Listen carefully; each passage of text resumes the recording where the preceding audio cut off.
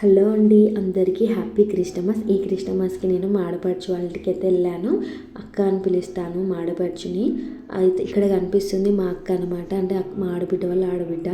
So అక్క మేము అందరం వెళ్ళినందుకు మా కోసం డబల్ కా మీఠా స్వీట్ చేశారు. అందరూ అయితే బాగుంది అన్నారు. ఫస్ట్ అయితే బ్లడ్ సెల్స్లను తీసుకొని దాంట్లో మంచిగా ఆయిల్లో డీప్ ఫ్రై చేసుకుంది, అంటే గోల్డెన్ కలర్ వచ్చేంత వరకు అయితే రోస్ట్ చేసుకున్నారు. తర్వాతకి అదే ప్యాన్లో మళ్ళీ డ్రై ఫ్రూట్స్ని కూడా మంచిగా మధ్యలో కట్ చేసుకొని దాన్ని ఫ్రై చేసుకొని పక్కకు తీసుకున్నారు.